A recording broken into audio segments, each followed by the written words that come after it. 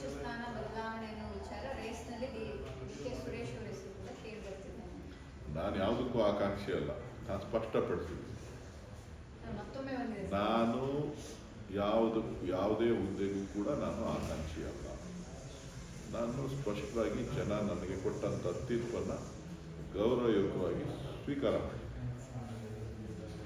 ಅಷ್ಟು ಬಿಟ್ಟು ಬೇರೇನು ಹೇಳಲಿಕ್ಕೆ ಬಯಸುವುದಿಲ್ಲ. ಪಕ್ಷ ತೀರ್ಮಾನ ಮಾಡಿದ್ರೆ, ಹೈಕಮಾಂಡ್ ತೀರ್ಮಾನ ಮಾಡಿದ್ರೆ ನೋಡ್ರಿ, ಈಗ ಆಲ್ರೆಡಿ CM ಸ್ಥಾನದಲ್ಲಿ ಒಬ್ರು ಕೂತಿದ್ದಾರೆ, ಪಕ್ಷದ ಅಧ್ಯಕ್ಷ ಸ್ಥಾನದಲ್ಲಿ ಇನ್ನೊಬ್ರು ಕೂತಿದ್ದಾರೆ.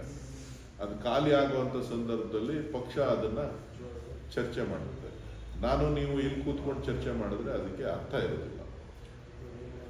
ಏನೇ ತೀರ್ಮಾನ ಮಾಡಬೇಕು ಅಂತ ಅಂದ್ರೆ ನಮ್ಮ ರಾಷ್ಟ್ರೀಯ ನಾಯಕರಾದಂಥ ಮಲ್ಲಿಕಾರ್ಜುನ್ ಖರ್ಗೆ ಅವರು ತೀರ್ಮಾನ ಮಾಡಬೇಕು, ರಾಹುಲ್ ಗಾಂಧಿ ಅವರು ತೀರ್ಮಾನ ಮಾಡಬೇಕು.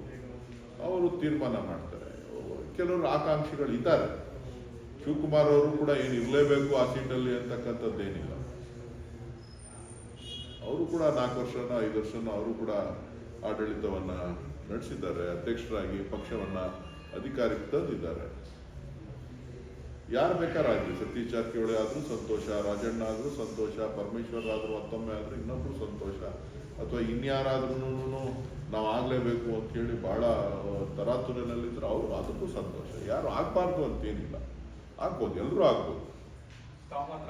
ಪಕ್ಷದ ದೃಷ್ಟಿಯಿಂದ ಪಕ್ಷವನ್ನ ಎಲ್ಲರೂ ಕೂಡ ಒಗ್ಗಟ್ಟಾಗಿ ತೆಗೆದುಕೊಂಡು ಹೋಗಬೇಕಾದಂತ ಜವಾಬ್ದಾರಿ, ಗುರುತರ ಜವಾಬ್ದಾರಿ ಎಲ್ಲ ನಾಯಕರ ಮೇಲಿದೆ. ಸಿದ್ದರಾಮಯ್ಯನವರು ಆಗ್ಬಾರ್ದ? ಸಿದ್ದರಾಮಯ್ಯನವರು ಆಗ್ಬೋದು. ನಾನು ಆಕಾಂಕ್ಷಿ ಅಲ್ಲ ಅಂತ ಹೇಳ್ತಾ ಇದ್ದೀನಿ. ನಾನು ಯಾಕೆ ಆಕಾಂಕ್ಷಿ ಆಗಲಿ? ಅಧ್ಯಕ್ಷ ಸ್ಥಾನ ತರಾತುರಿಯಲ್ಲಿ ಕಾಂಗ್ರೆಸ್ನ ತುಂಬಾ ಜನ ಇದ್ದಾರೆ. ಸ್ವಲ್ಪ ಕೇಳಿದ್ವಿ, ತರಾತುರಿನಲ್ಲಿ ಯಾರು ಇಲ್ಲ.